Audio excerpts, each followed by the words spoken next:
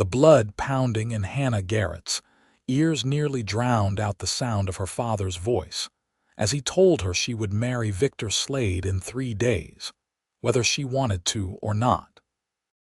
"You have no say in this matter," Thomas Garrett said, his weathered hands gripping the edge of the kitchen table in their modest home on the outskirts of Abilene, Kansas.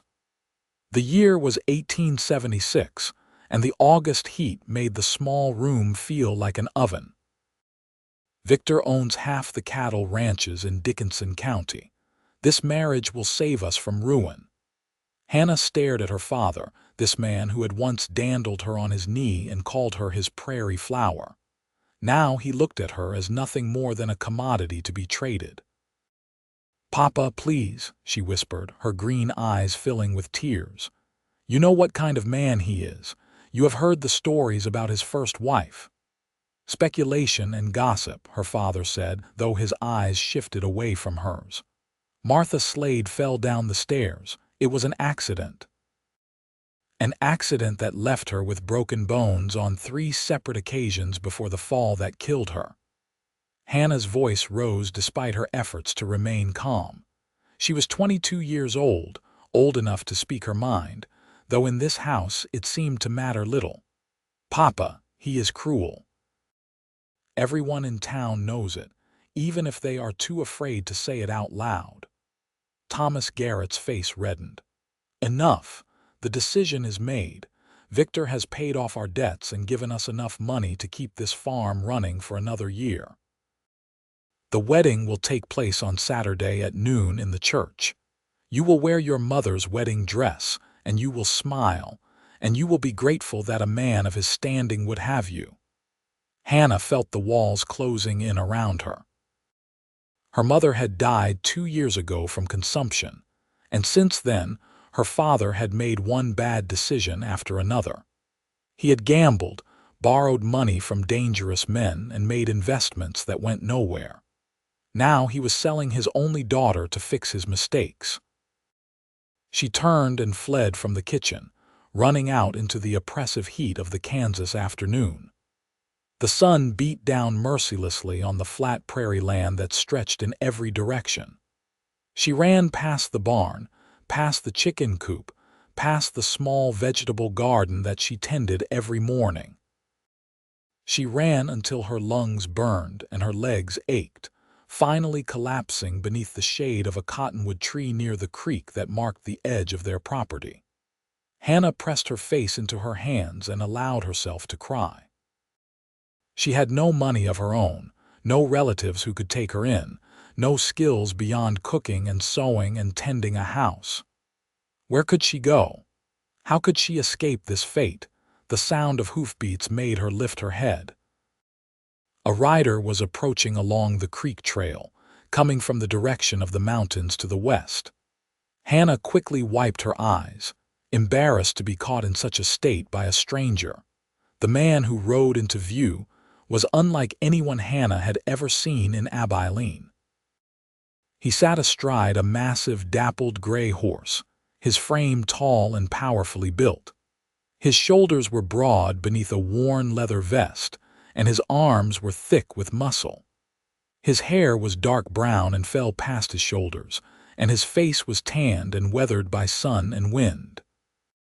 A heavy beard covered his jaw, and his eyes were a startling blue that seemed to take in everything at once. He pulled his horse to a stop when he saw her, and for a moment, they simply looked at each other. Hannah felt her breath catch in her throat. There was something about this man, something wild and free that called to something deep inside her. "Afternoon, miss," he said, his voice a deep rumble. "Did not mean to intrude, just passing through following the creek trail to town." Hannah stood up, brushing the dust from her simple cotton dress. "You are not intruding. This is my father's land, but travelers use this trail all the time." Her voice sounded steadier than she felt. The man swung down from his horse with easy grace despite his size. Up close, he was even more imposing. He had to be well over 6 feet tall, and his chest and arms strained against the fabric of his shirt, but his eyes were kind, and when he looked at her, Hannah saw concern there. "Name's Cole Barrett," he said. "I am a trapper and hunter from up in the Rockies. Come down to sell my furs and stock up on supplies." "Hannah Garrett," she replied automatically. Then, because she could not seem to help herself, she asked, "Do you live in the mountains all alone?" Cole nodded. "Most of the time. Got a cabin about 3 days' ride west of here, up in the foothills. It suits me. The mountains do not lie or cheat or break their promises." There was a note of bitterness in his voice that made Hannah wonder what had driven him to such solitude. "That sounds peaceful," Hannah said wistfully. Cole studied her face, taking in her red-rimmed eyes and tear-stained cheeks. "Forgive me for saying so, miss, but you look like you have been crying. Are you in some kind of trouble?" Hannah opened her mouth to deny it, to say everything was fine as she had been trained to do. But something about this stranger, this mountain man who lived alone and answered to no one, made her want to tell the truth. "My father is forcing me to marry a man I do not want to marry. A cruel man who I believe killed his first wife, but I have no way to refuse. No money, no family to turn to, nowhere to go." The words hung in the air between them. Cole's jaw tightened and his hands curled into fists at his sides. "When is this wedding supposed to take place?" 3 days from now. Saturday at noon." Cole was quiet for a long moment, his blue eyes never leaving her face. Then he said something that made Hannah's heart leap into her throat. "I could offer you a choice." "What do you mean?" "I mean that if you want to escape this marriage, I could take you away from here. Up into the mountains where your father and this man could not find you. You could start over, make a new life." Hannah stared at him in shock. "You do not even know me. Why would you do such a thing?" Cole's expression was serious. "Because no woman should be forced into marriage against her will. Because I have seen what cruel men can do, and I would not wish that on anyone. And because something in your eyes tells me you have got a strong spirit that should not be broken. But what would I do? How would I live?" Hannah's mind was racing, hope and fear warring inside her. "I could use help at my cabin," Cole said. "Someone to cook and tend the place while I am out hunting and trapping. I would pay you a fair wage, enough that you could save up money and eventually go wherever you wanted. Or you could stay as long as you liked. It would be your choice."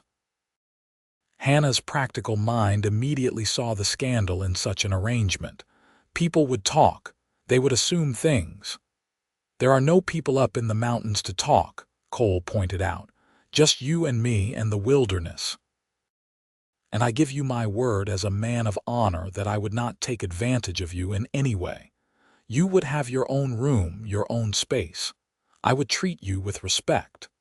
Hannah looked into his eyes and saw only sincerity there.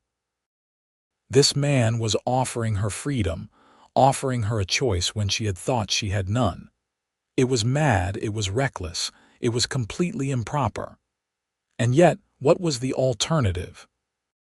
To marry Victor Slade and spend the rest of her life in fear, waiting for the day his temper turned on her the way it had turned on his first wife. "I need time to think about this," Hannah said, her voice shaking. Cole nodded. "I will be in town at the hotel for the next 2 days, selling my furs and getting supplies. If you decide you want to take me up on my offer, come find me.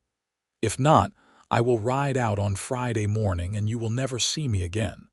The choice is yours, Hannah Garrett." He swung back up onto his horse, tipped his hat to her, and rode away toward town, leaving Hannah standing beneath the cottonwood tree with her mind whirling. That evening at supper, Hannah could barely eat. Her father talked about the wedding preparations, about the guests who would be coming, about how fortunate she was to be marrying such a wealthy man. Hannah said nothing, pushing her food around her plate and trying to make sense of her thoughts. Could she really run away with a complete stranger?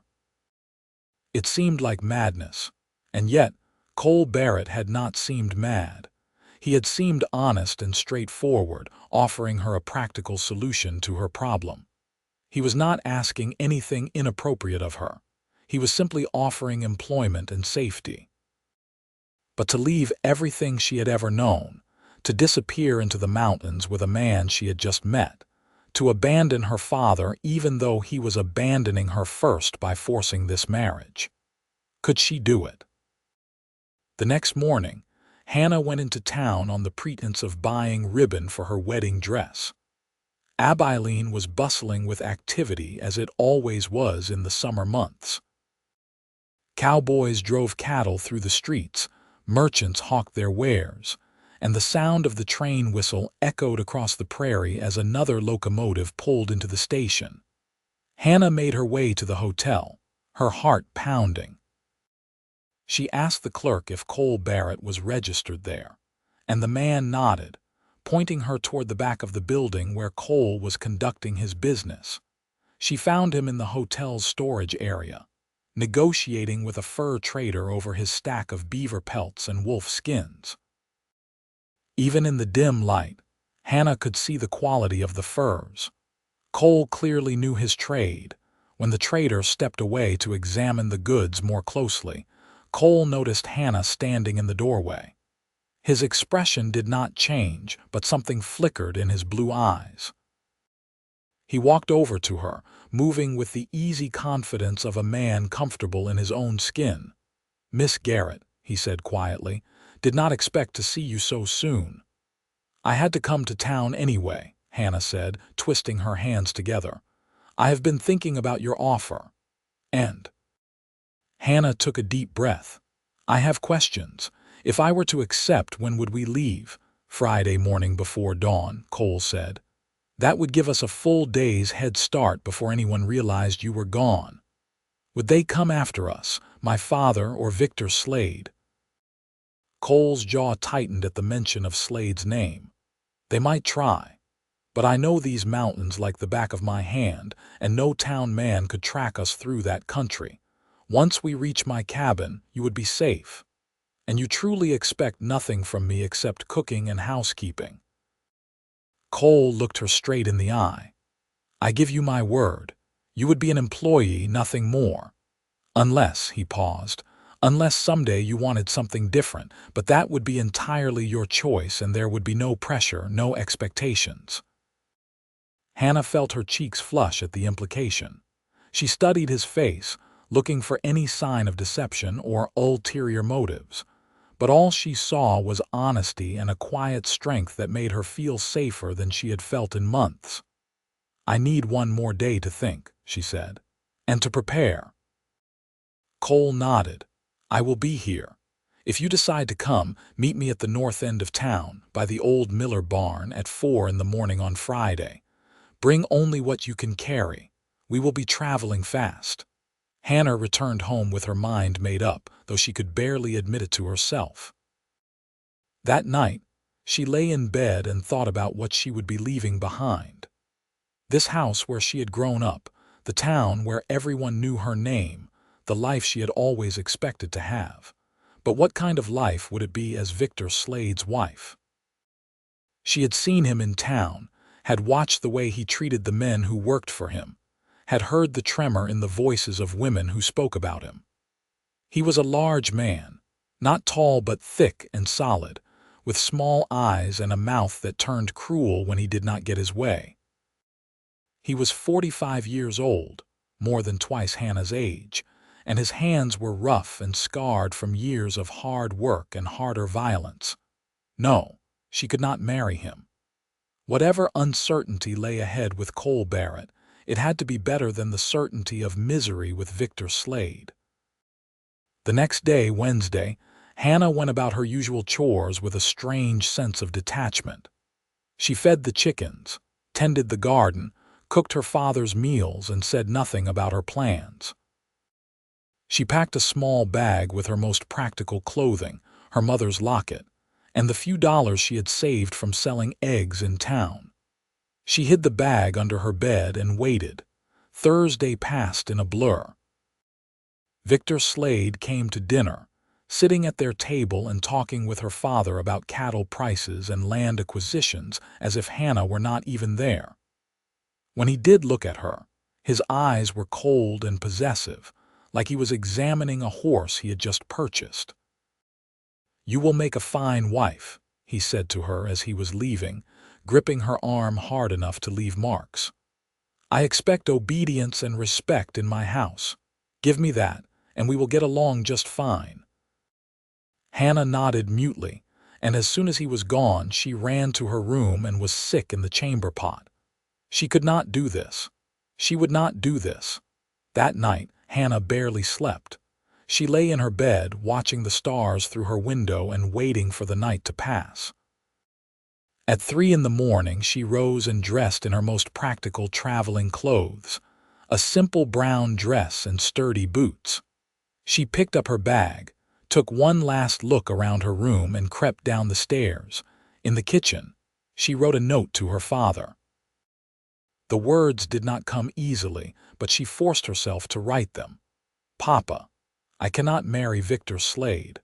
I know this will bring shame on you, and I am sorry for that, but I cannot live my life in fear and misery to fix your mistakes. I am leaving Abilene and you will not find me. Do not look for me. I will be safe, and I will be free, and that is more than I could ever have as Slade's wife. Someday I hope you will understand. Your daughter, Hannah." She left the note on the table and slipped out into the pre-dawn darkness. The air was cool and fresh, a relief after the oppressive heat of the day. The stars were beginning to fade as the first hints of light appeared on the eastern horizon. Hannah walked quickly through the sleeping town, her heart pounding so hard she thought it might burst from her chest. What was she doing?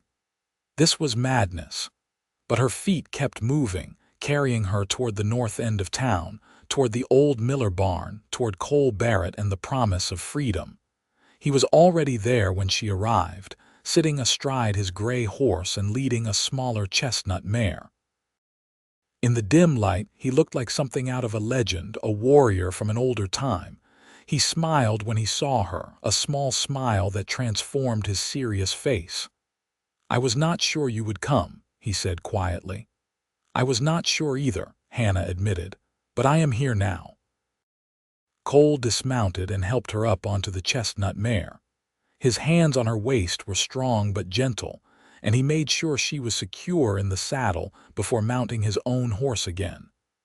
"We ride hard for the first few hours," he said.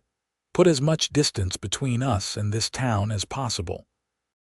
"Can you handle that?" Hannah had been riding since she was a child. She gathered the reins and nodded. "I can handle it." They rode out as the sun began to rise, heading west toward the distant mountains. Behind them, Abilene slowly woke to discover that Hannah Garrett had vanished in the night. The first day of riding was grueling. Cole set a hard pace, and Hannah was grateful for all the years she had spent riding across the prairie. They followed old trails and game paths, steering clear of main roads where they might be spotted. Cole seemed to know every inch of this country, guiding them through ravines and across streams with absolute certainty. They stopped only once at midday to rest the horses and eat some dried meat and bread that Cole had packed. Hannah was exhausted, her legs aching from the long ride, but she did not complain. Cole watched her with something like approval in his eyes. "You are tougher than you look," he said. "I am a farmer's daughter," Hannah replied. "I am used to hard work." They rode on through the afternoon, and gradually the flat prairie began to give way to rolling hills. In the distance, Hannah could see the mountains rising up against the sky, purple and blue and impossibly huge. She had lived her whole life with those mountains on the horizon, but she had never imagined she would actually go into them. As the sun began to set, Cole led them to a small clearing beside a stream.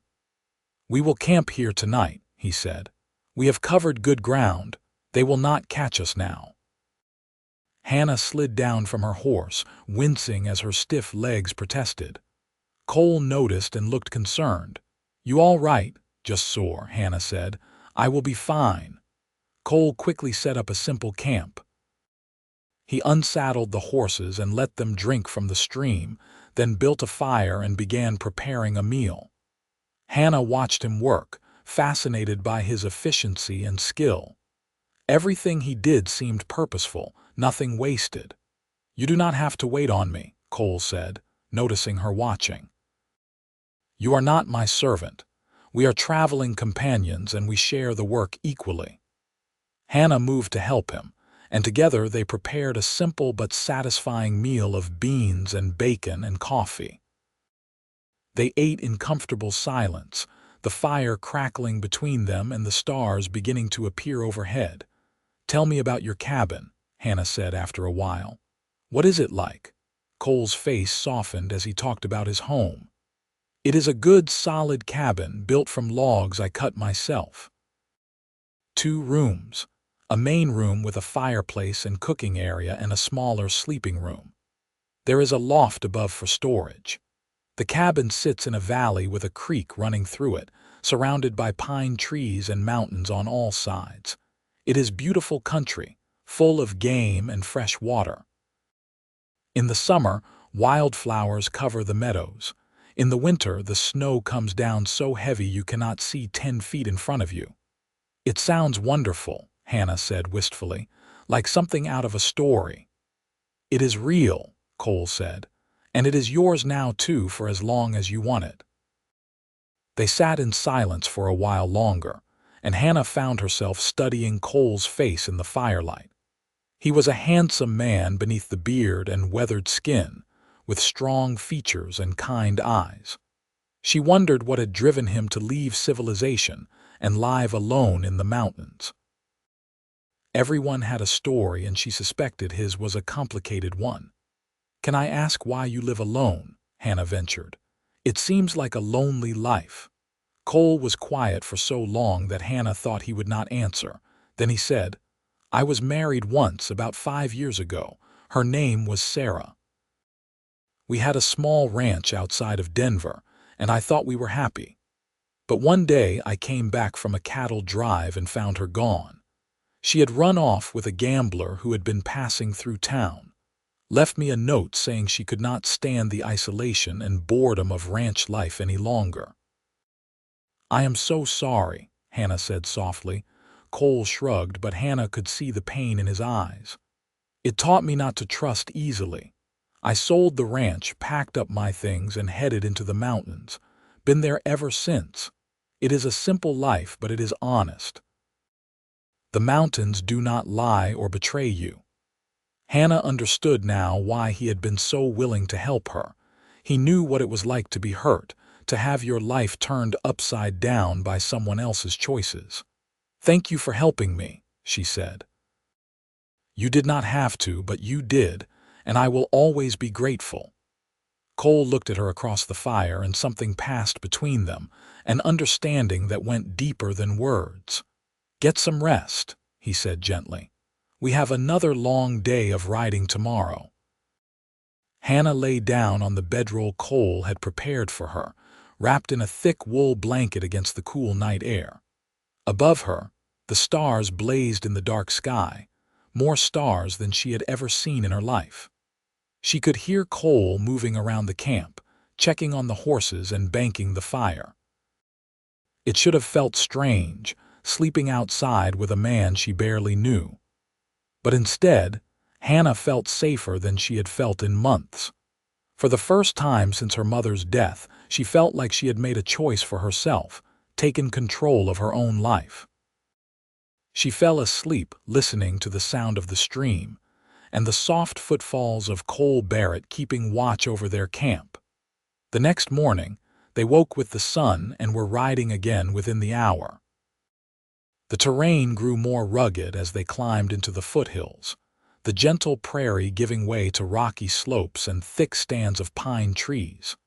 The air grew cooler and thinner, and Hannah found herself breathing harder as they climbed. By midday, they had reached the true mountains. The trail became narrow and winding, following the contours of the land as it climbed ever higher. Hannah's chestnut mare was sure-footed and steady, following Cole's gray horse without hesitation. "How much farther?" Hannah called to Cole. "We will reach the cabin by nightfall," he called back. "Just a few more hours." They pushed on through the afternoon, and Hannah was amazed by the beauty of the country around her.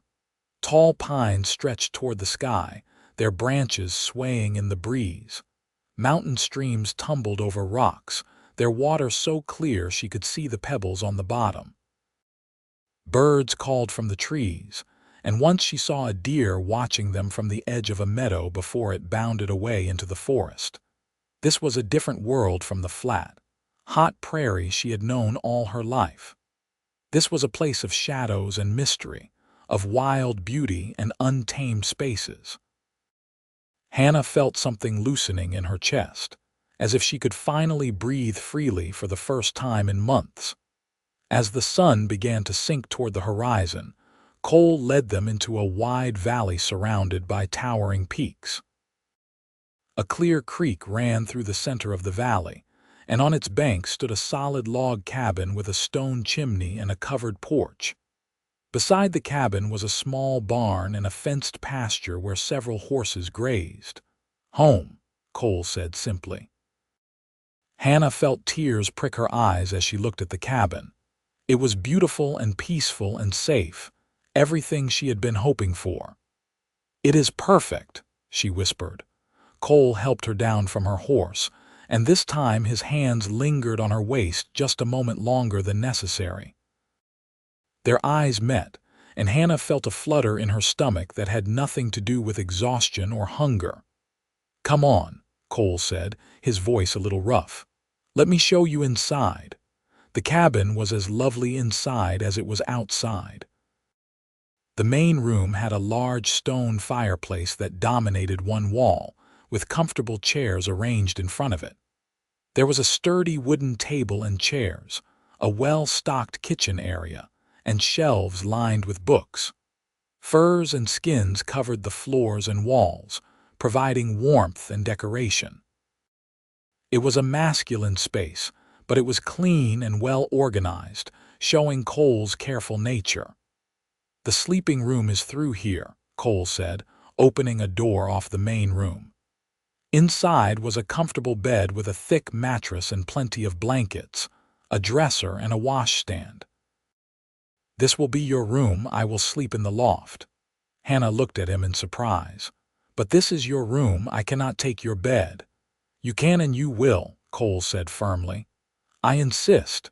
You need your privacy, and the loft is plenty comfortable for me. I have slept in worse places, believe me." Hannah wanted to argue, but she could see from his expression that it would do no good.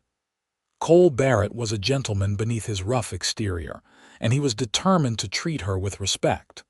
"Thank you," she said softly. That night, Cole prepared dinner while Hannah unpacked her few belongings. She emerged from the bedroom to find him cooking steaks over the fire, along with potatoes and wild greens. The smell made her stomach growl, and Cole laughed, a deep, rich sound that filled the cabin. "Hungry?" he asked. "Starving," Hannah admitted. They ate together at the table, and Hannah marveled at how comfortable it felt, how natural. They talked about the journey, about the cabin, about the work that would need to be done as summer turned to fall and fall to winter. Cole explained that he would be going out on longer hunting and trapping trips as the weather cooled, and Hannah would need to manage the cabin on her own for days at a time. "I can do that," Hannah said confidently. "I am not afraid of hard work or being alone." "I believe you," Cole said, and the approval in his voice made Hannah's heart warm. As the days turned into weeks, Hannah settled into her new life in the mountains. She rose each morning with the sun, prepared breakfast for herself and Cole, and spent her days cooking, cleaning, tending the small vegetable garden Cole had planted behind the cabin, and learning the rhythms of mountain life. Cole taught her how to fish in the creek, how to identify edible plants and herbs, how to track animals and read the signs of changing weather. He was a patient teacher, and Hannah was an eager student. She had always been intelligent and capable, but in Abilene, those qualities had been seen as unnecessary in a woman. Here, they were valued and encouraged. In the evenings, they would sit by the fire and talk. Cole told her stories about his time in the mountains, about the bears and wolves and mountain lions he had encountered, about the harsh winters and beautiful springs. Hannah told him about growing up on the prairie, about her mother's gentleness and her father's slow descent into bitterness after her death. "Do you miss him?" Cole asked one evening. "Your father?" Hannah considered the question carefully. "I miss who he used to be," she said finally. "But that man has been gone for a long time. The man he is now, the one who would have sold me to Victor Slade, I do not miss him at all." Cole nodded, understanding. Family is complicated. Sometimes the people who should love us most are the ones who hurt us the worst. As August turned to September, Hannah noticed changes in herself. She was stronger from the physical work, her skin tanned from time spent outdoors, her body lean and fit. But more than that, she felt different inside. She felt free and alive in a way she never had before. She laughed more easily, spoke her mind without fear, made decisions without asking permission. And she was falling in love with Cole Barrett. She tried to fight it at first. This was supposed to be a practical arrangement, an employer and employee relationship. Cole had given her his word that he expected nothing more from her, and she did not want to complicate things by developing feelings he might not return. But it was impossible not to love him. She loved the way he moved through the world with quiet confidence. She loved his gentleness with the animals and his respect for the land. She loved the way he listened when she spoke, really listened, as if her thoughts and opinions mattered. She loved his strength and his kindness, and the way he made her feel safe and valued. She did not know if he felt the same way. Sometimes she would catch him watching her with an expression she could not quite read, something warm and wondering in his blue eyes. But he never said anything, never made any move that would cross the boundaries he had established. One evening in late September, as they sat by the fire after dinner, Cole suddenly said, "Hannah, I need to ask you something." Hannah looked up from the sewing she had been working on. "What is it? Are you happy here? I mean truly happy, not just making the best of things." Hannah set down her sewing and met his eyes. "I am happier than I have been in a very long time. This place, this life, it feels right in a way nothing ever did in Abilene." Cole nodded slowly, but he looked troubled. "I am glad. But I need you to know that if you ever want to leave, if you ever want to go to a town or a city and make a different life for yourself, I will not stop you. I have been saving your wages, and you have enough money now to go wherever you want."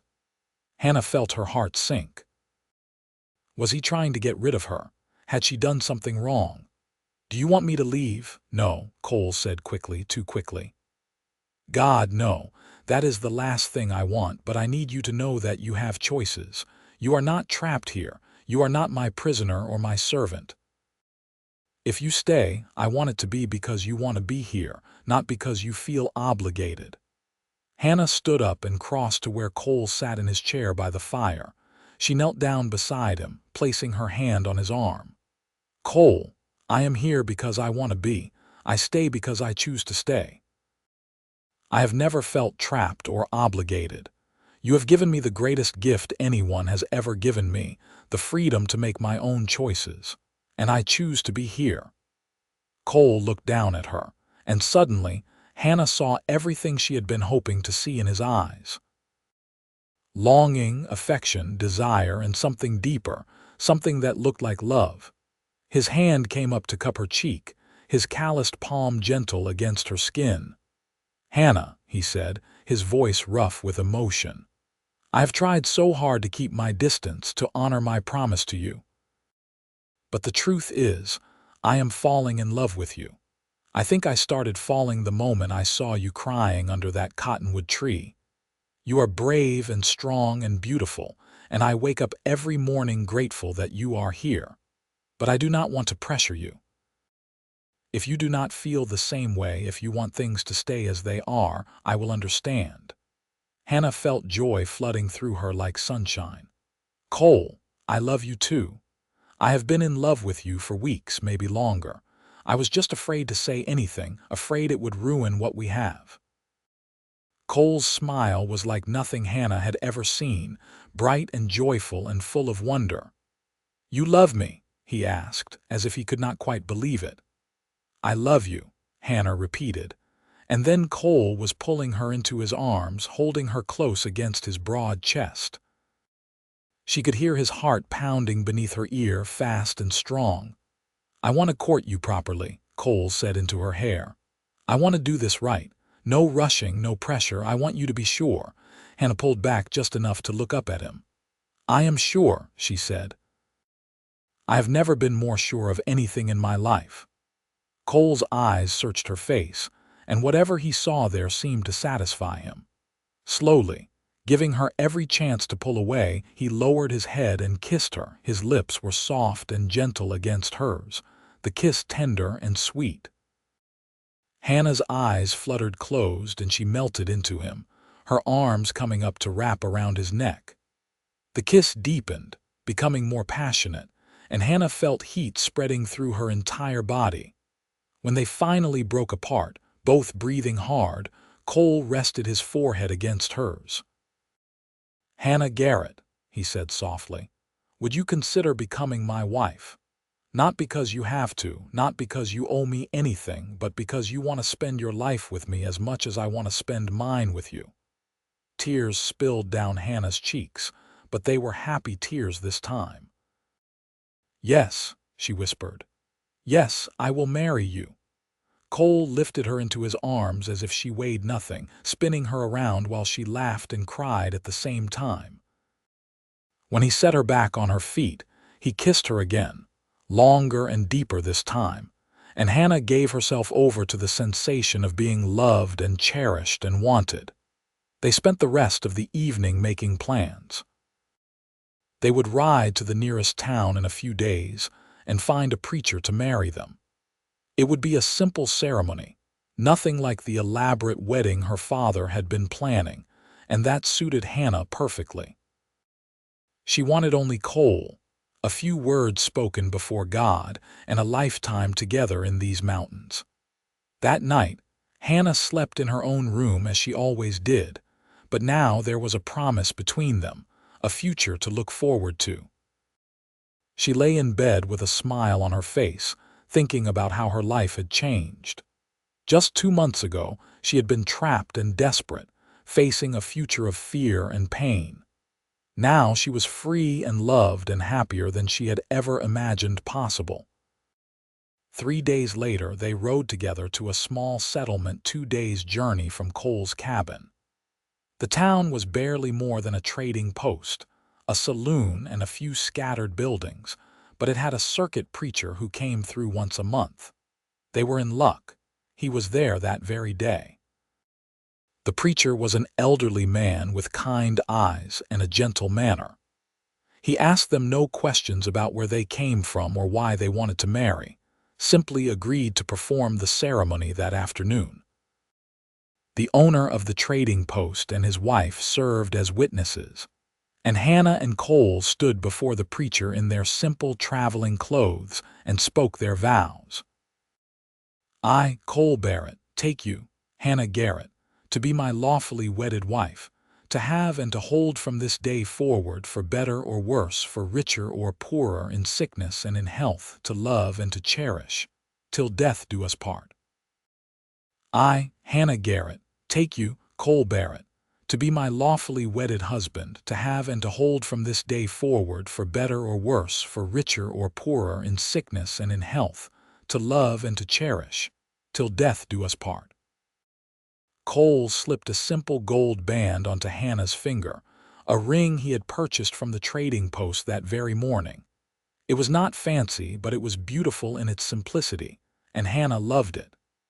"By the power vested in me, I now pronounce you husband and wife," the preacher said with a smile. "You may kiss your bride." Cole pulled Hannah into his arms and kissed her soundly, and the witnesses cheered and clapped. Hannah laughed against his mouth, giddy with happiness. They celebrated with a simple meal at the trading post, and then they began the journey back to their cabin. But this time, as night fell and they made camp, Hannah did not sleep alone. Cole spread out their bedrolls side by side, and they lay together under the stars, wrapped in each other's arms. "Mrs. Barrett," Cole murmured into her hair. "Mr. Barrett," Hannah replied, loving the sound of her new name. Cole's hands moved gently over her body, exploring and caressing. Hannah responded eagerly, her own hands learning the contours of his muscular chest and strong arms. They made love slowly and tenderly, and it was nothing like the frightening, painful experience Hannah had been warned about by the older women in Abilene. This was beautiful and intimate and perfect, a joining of two people who loved each other completely. Afterwards, they lay tangled together, Hannah's head on Cole's chest and his arms wrapped protectively around her. "I love you," Cole whispered into the darkness. "I love you too," Hannah replied, and she fell asleep feeling safe and cherished and deeply, profoundly happy. They returned to the cabin as husband and wife, and Hannah moved her belongings into the main bedroom, the one that was now theirs to share. Their life together took on new dimensions. The comfort and companionship they had already established now deepened by physical intimacy and legal commitment. As autumn progressed, the mountains transformed into a spectacular display of gold and orange and red. Hannah had never seen anything so beautiful. She and Cole would take long walks through the forest, hand in hand, marveling at the changing landscape. Cole taught Hannah to shoot, something she had never learned in Abilene. He started her with a small rifle, showing her how to sight down the barrel and squeeze the trigger gently. Hannah proved to be a natural shot, and Cole praised her skill. "You might be a better shot than me," he said with mock dismay after she hit 3 targets in a row. "I learned from the best," Hannah replied, kissing his cheek. As October arrived and the weather began to turn cold, Cole made preparations for his first extended hunting trip. He would be gone for 5 days, traveling into the high country to hunt elk before the heavy snows came. "Are you sure you will be all right here alone?" Cole asked for what seemed like the 100th time. Hannah laughed and pushed him toward his horse. "I will be fine. We have been over this. The cabin is stocked with food and firewood. I know how to shoot if I need to, and you will only be gone 5 days." "5 days is a long time," Cole said, pulling her into his arms for one last kiss. "Then you had better come back quickly," Hannah said. "I will miss you." Cole mounted his horse reluctantly and rode off, looking back over his shoulder multiple times until he disappeared into the trees. Hannah watched him go with a smile, then turned back to the cabin and began her day's work. The first 3 days alone passed peacefully. Hannah kept herself busy with cooking, cleaning, and tending to the animals. She read from Cole's collection of books in the evenings and slept alone in the big bed, missing the warmth of his body beside her, but content in the knowledge that he would return soon. On the 4th day, Hannah was hanging laundry on the line she had strung between 2 trees when she heard horses approaching. Her heart leaped, thinking Cole had returned early, but the sound was wrong. Too many horses, coming too fast. Hannah dropped the shirt she had been hanging and ran for the cabin. She grabbed the rifle Cole had taught her to shoot and positioned herself by the window, watching as 3 riders came into view. Her blood ran cold when she recognized the man in front. Victor Slade. He looked older than she remembered, his face red and angry, his eyes hard as stones. Flanking him were 2 men she did not recognize, both armed and looking dangerous. They pulled their horses to a stop in front of the cabin, and Slade dismounted heavily.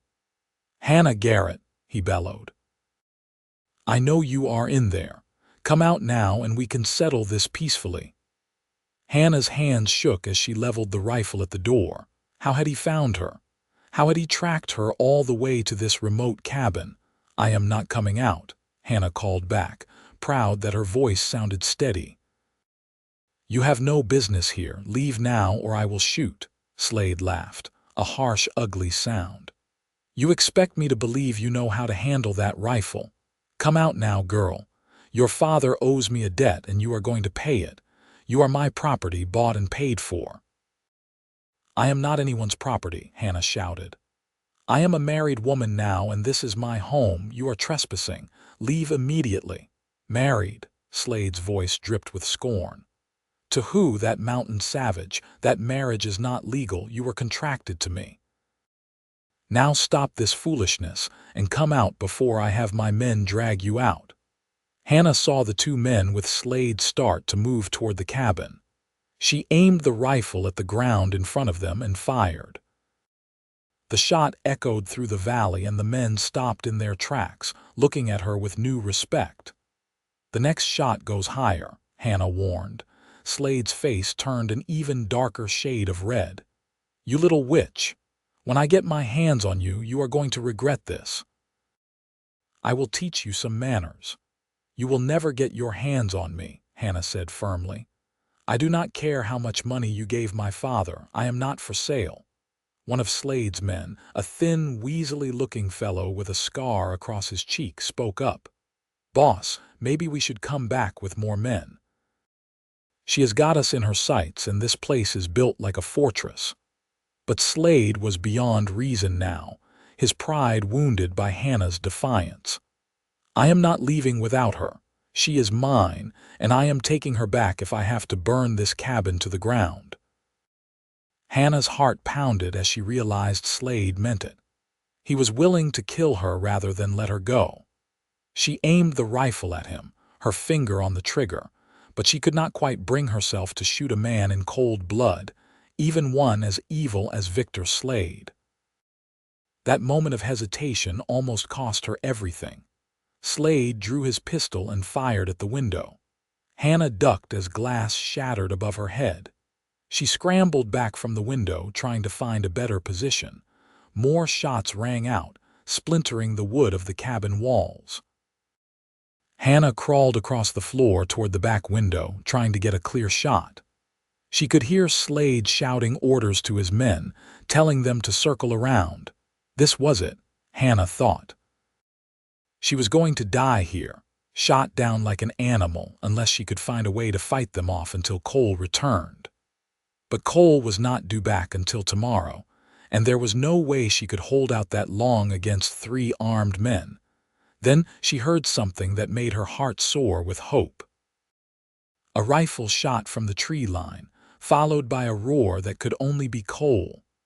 "Get away from my wife."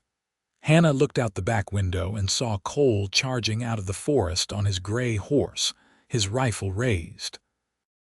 He fired again, and one of Slade's men went down with a scream, clutching his shoulder. Slade and the other man spun around to face this new threat. Cole did not slow down. He rode straight at them, and as his horse closed the distance, he dropped the rifle and drew his pistol. The remaining hired man lost his nerve and ran for his horse, spurring it into a gallop and disappearing into the trees. That left only Slade, and he raised his pistol to fire at Cole. Hannah did not hesitate this time. She raised her rifle, aimed at Slade, and fired. The shot caught him in the leg, and he went down with a howl of pain and rage.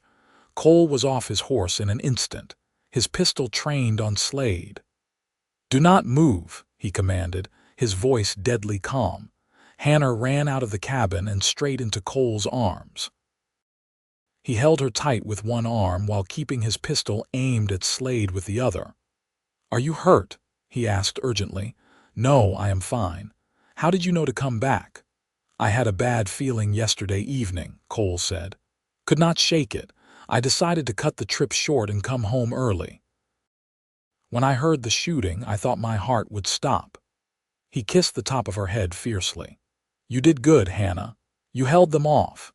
Slade was sitting on the ground, blood seeping through his pants leg where Hannah's bullet had hit him. His face was twisted with pain and fury. "This is not over," he snarled. "I will bring the law down on you. She was promised to me." "The law will not help you," Cole said coldly. "Hannah is my legal wife. I have the marriage certificate to prove it. You have no claim on her. And right now, I would be well within my rights to shoot you for trespassing and attempted murder." "It is not attempted murder if she is my property," Slade spat. Cole's finger tightened on the trigger, and for a moment Hannah thought he might actually shoot Slade. But then he took a deep breath and lowered the pistol slightly. "She is not your property. She is a human being with rights and choices of her own. Now get on your horse and get off my land. If I ever see you near my wife again, I will not hesitate to kill you." The man Slade had brought with him, the one Cole had shot in the shoulder, was already stumbling toward his horse, holding his bloody arm. Between the two of them, they managed to get Slade mounted, though he was white-faced with pain. "You have not heard the last of this," Slade said through gritted teeth. "Yes, we have," Cole replied. "Because if you are smart, you will go back to Abilene and forget Hannah Garrett ever existed. If you are not smart, if you try to come back here or send anyone else after her, I will hunt you down and make sure you never threaten anyone again. Do we understand each other?" Something in Cole's eyes must have convinced Slade that he was serious. The older man nodded once, then turned his horse and rode away, followed by his wounded companion. Cole and Hannah stood together, watching until the riders disappeared from view. Then Cole holstered his pistol and turned to Hannah, pulling her into his arms and holding her so tightly she could barely breathe. "I was so scared," he said, his voice breaking. "When I heard those shots, when I realized what was happening, I thought I might lose you." "I am all right," Hannah said, holding him just as tightly. "You came back just in time." They stood like that for a long time, holding each other, until the adrenaline faded and they both started to shake with delayed reaction. Finally, Cole led Hannah back into the cabin, checking her over carefully to make sure she really was unharmed. "You shot him," Cole said, a note of pride in his voice. "Right in the leg, perfect shot." "You taught me well," Hannah said. Then she started to cry, all the fear and tension of the past hour finally breaking through. "I was so scared, Cole, not for myself, but that something would happen and I would never see you again." Cole held her while she cried, stroking her hair and murmuring reassurances. When she finally calmed, he made her sit down while he prepared hot tea and added a generous splash of whiskey to it. "Drink this," he ordered. "It will help." Hannah sipped the strong mixture and felt warmth spreading through her. She watched Cole as he moved around the cabin, checking the damage from Slade's bullets, boarding up the broken window, making sure everything was secure. The reality of what had happened was starting to sink in. She had shot a man. Granted, she had been defending her home and her life, but still. She had actually pulled the trigger and hurt another human being. "You think he will come back?" Hannah asked quietly. Cole shook his head. "No, men like Slade are bullies. They only fight when they think they can win. He knows now that you can defend yourself, and he knows I will kill him if he tries again. He will go back to Abilene, lick his wounds, and find some other poor woman to terrorize." The thought of Slade terrorizing someone else made Hannah sad, but she knew there was nothing more she could do. She had made her choice and fought for her freedom. Other women would have to do the same. Over the next few weeks, Cole was extra vigilant, always watching for signs that Slade or his men might return. But the mountains remained peaceful. the only visitors being the occasional deer or elk passing through the valley. As October turned to November, the first real snows began to fall. Hannah and Cole spent their days preparing for winter, stocking firewood, preserving meat, making sure the cabin and barn were tight and warm. In the evenings, they would sit by the fire, reading or talking or simply enjoying each other's company. Hannah's love for Cole grew deeper every day. She loved the way he would pull her into his arms for no reason except that he wanted to hold her. She loved how he always made sure she had the warmest blanket, the best piece of meat, the most comfortable chair. She loved the way he listened to her thoughts and opinions as if they were the most important things in the world, and Cole's love for Hannah was equally evident. He would watch her as she moved around the cabin, a soft smile on his face. He would leave wildflowers on the table for her, picked on his morning hunts. He would hold her close at night and tell her she was the best thing that had ever happened to him. One snowy evening in December, as they sat by the fire after supper, Hannah realized her monthly courses were late. Very late. She had been feeling slightly queasy in the mornings and her breasts were tender. With a jolt of joy and excitement, she realized what that meant. "Cole," she said softly, "I think I might be with child." Cole's head whipped around to look at her, his eyes wide. "Are you sure?" "Not completely, but I think so.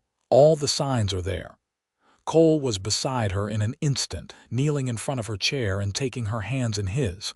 "A baby," he breathed, his voice full of wonder. "Our baby." "Are you happy?" Hannah asked, suddenly nervous. They had never discussed children, though she had assumed they would want them eventually. "Happy," Cole laughed, a joyful sound that filled the cabin. "Hannah, I am more than happy. I am overjoyed. You are giving me a family, something I thought I would never have." He leaned forward and kissed her tenderly. "Thank you." Tears spilled down Hannah's cheeks. "I love you so much." "I love you too," Cole said, placing his hand gently on her still flat stomach. "Both of you." The winter passed peacefully. Cole was attentive and protective, insisting that Hannah not overwork herself. He took over many of the heavier chores and fussed over her constantly, making sure she ate enough and got plenty of rest. As Hannah's belly began to swell with their growing child, she felt a contentment she had never known existed. She was safe, loved, and carrying the child of a man she adored. Sometimes she would think back to that terrifying morning when she had fled Abilene, wondering what would have become of her if Cole had not appeared like an answer to a prayer. She would have been trapped in a nightmare marriage to Victor Slade, probably dead within a year. Instead, she was here in this beautiful mountain valley, warm and safe and deeply loved. Spring came late to the mountains, but when it finally arrived, it was glorious. The snow melted, revealing fields of wildflowers. The creek ran high with snowmelt. Birds returned from their southern migrations, filling the air with song. And in late April, with Cole holding her hand and murmuring encouragement, Hannah gave birth to a healthy baby boy. He had Cole's dark hair and Hannah's green eyes, and he was the most beautiful thing either of them had ever seen. "What should we name him?" Cole asked, tears streaming down his face as he held his son for the first time. Hannah thought for a moment. "Matthew," she said. "It means gift from God." "And he is, Cole. He is a gift." "Matthew Barrett," Cole said softly, looking down at his son with such love that Hannah's heart felt like it might burst. "Welcome to the world, little man." The next few months were exhausting but wonderful. Matthew was a good baby, healthy and strong, though he kept them up at all hours. Hannah marveled at how natural Cole was with him, how gentle this big, strong mountain man could be with his tiny son. Summer arrived, and Cole built a cradle that he placed near the window so Matthew could watch the world outside. He carved toys for his son and sang him songs, and told him stories about the mountains and the animals that lived there. One afternoon in July, Hannah was nursing Matthew when she heard riders approaching. Her heart leaped with fear, her mind immediately going to Victor Slade. But Cole, who had been working in the garden, came in with a smile on his face. "It is all right," he said. "I recognize them. They are friends." Hannah watched through the window as two men rode into the clearing. They were both trappers, rough-looking but friendly, and they greeted Cole with handshakes and backslaps. Cole invited them in and introduced them to Hannah and Matthew. The trappers stayed for dinner and entertainment, bringing news from the outside world. They told Cole about the growing settlements in Montana Territory, about the railroad pushing ever westward, about the conflicts between the Army and various native tribes. After they left, Hannah asked Cole, "Did you know many people before you came here?" "A few," Cole admitted. "I am not a complete hermit. I have friends among the other trappers and hunters. I just prefer solitude most of the time. Or at least I did before I met you. Now I cannot imagine being alone again." As Matthew grew from an infant to a toddler, the cabin rang with his laughter and his curious questions. He was fearless and adventurous, always wanting to explore. Cole was endlessly patient with him, teaching him about the forest and the animals, showing him how to track and fish and survive in the wilderness. When Matthew was 2 years old, Hannah found herself pregnant again. This time it was a daughter, born in the autumn with the aspen trees turning gold outside the window. They named her Emma, and she was as sweet and gentle as her brother was bold and rambunctious. The years passed in a happy blur of raising children and building a life together. Cole proved to be a wonderful father, firm but loving, always there when his children needed him. And Hannah bloomed in the mountains, growing stronger and more confident with each passing season. When Matthew was 10 and Emma was 8, they welcomed another son whom they named James. And 2 years after that, a final daughter arrived, tiny and perfect, whom they called Sarah after Cole's mother. By then, Matthew was already helping his father with the trapping and hunting. He was tall like Cole, with the same broad shoulders and strong arms. Emma loved helping her mother in the garden and learning to cook and sew. James was the quiet one, always with his nose in a book, asking questions about everything. And little Sarah was the light of all their lives, charming everyone with her sunny disposition. One evening, when Sarah was about 3 years old and the older children were tucked into their beds in the loft that Cole had expanded over the years, Hannah sat with Cole on the porch, watching the stars come out. "You ever regret it?" Cole asked, his arm around her shoulders. "Giving up the easier life you could have had in a town?" Hannah looked at him in surprise. "Regret this? Cole, this is the best life I could have ever imagined. I have you, I have our children, I have freedom and love and peace. What more could I possibly want?" "I just worry sometimes that I have asked too much of you," Cole said. "This is a hard life, isolated and difficult.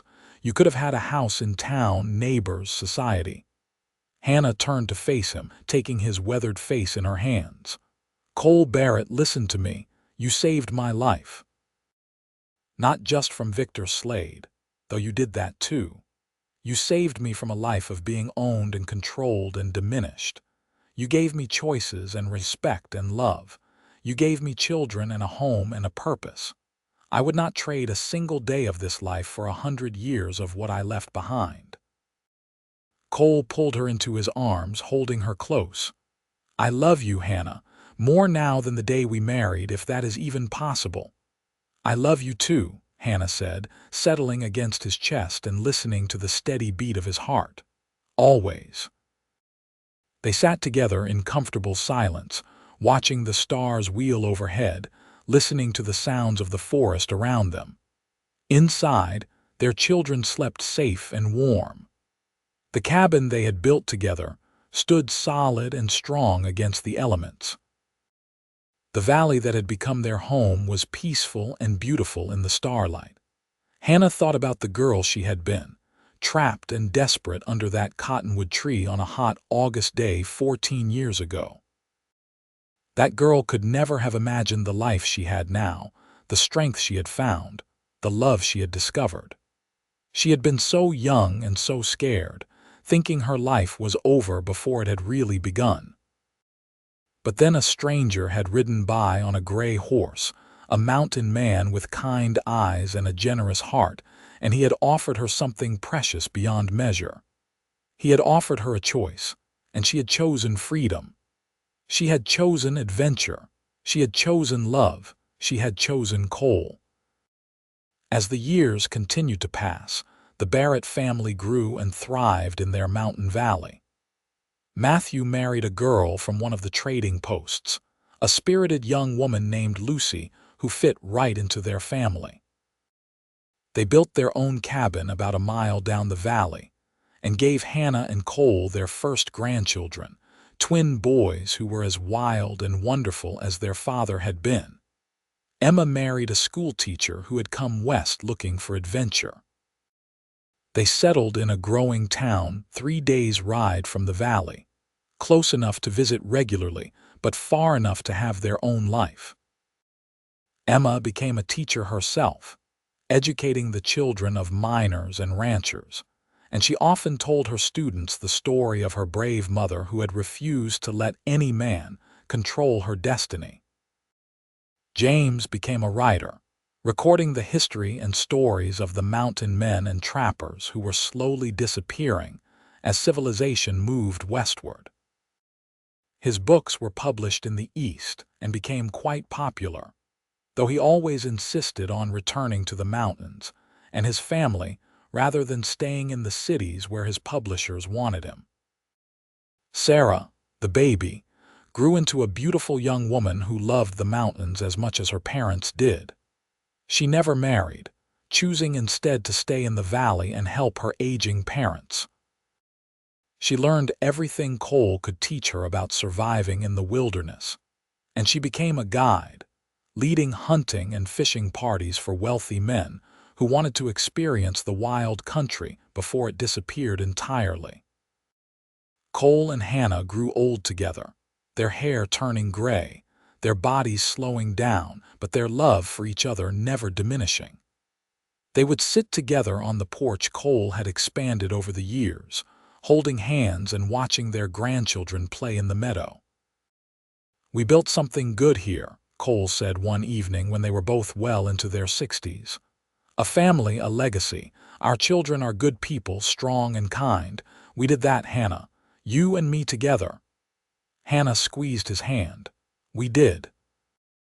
And it all started because you were brave enough to offer a desperate girl a choice, and I was brave enough to take it." "Best decision I ever made," Cole said, kissing her temple. "Riding up to that cottonwood tree all those years ago, I had no idea I was going to find the love of my life." "I had no idea I was going to find freedom," Hannah replied, "but I found so much more than that. I found home." They sat together as the sun set behind the mountains, painting the sky in shades of orange and pink and purple. The valley was peaceful around them, the sound of the creek mixing with the laughter of their grandchildren. Inside the cabin, Sarah was preparing dinner, the smell of fresh bread drifting out through the open windows. This was their life, built from nothing but determination and love and hard work. It was not the life anyone would have predicted for either of them, but it was perfect. It was theirs. And as Hannah looked at Cole, at his weathered face and kind eyes and the strength that still showed in his broad shoulders despite his age, she thought about the girl she had been. That girl who had been so scared and trapped, who had thought she had no choices, no future, no hope. If she could go back and talk to that girl, she would tell her to be brave. She would tell her that sometimes salvation comes from the most unexpected places. She would tell her that love, real love, is worth any risk, any sacrifice, any hardship. She would tell her that freedom is the most precious gift anyone can give or receive. And she would tell her that happy endings are real if you are brave enough to reach for them.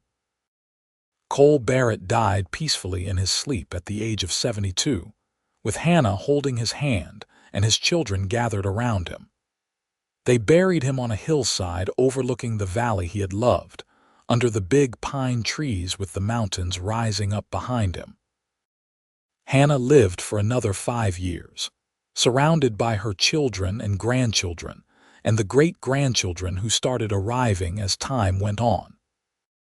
She spent her days in the cabin she and Cole had shared, tending her garden, telling stories to the young ones, and keeping the memory of her mountain man alive. On a spring morning, with the wildflowers blooming and the creek running high with snowmelt, Hannah closed her eyes for the last time.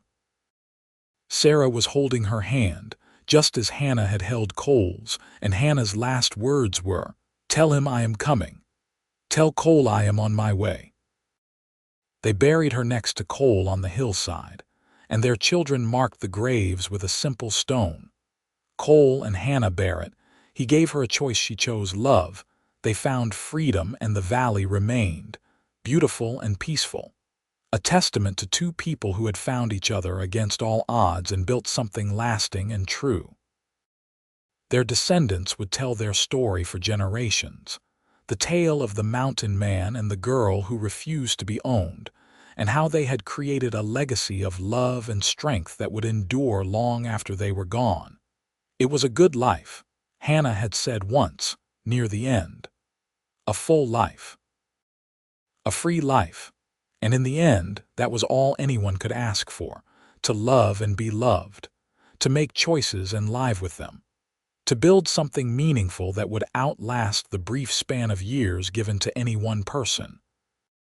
Hannah Garrett, who became Hannah Barrett, who had once been a frightened girl with no options and no future, had done all that and more. She had lived on her own terms, loved with her whole heart, and created a family that would carry her strength and courage forward into the future. And if sometimes, on quiet evenings when the wind blows through the valley, you can hear the sound of laughter and the murmur of voices from the old cabin on the hillside, well, perhaps that is just the mountain playing tricks. Or perhaps it is the echo of a love so strong that even death could not diminish it. The memory of two souls who found each other and held on tight, no matter what storms came. Either way, the story of Cole and Hannah Barrett lived on, a reminder that sometimes the bravest thing you can do is offer someone a choice, and sometimes the bravest thing you can do is take it.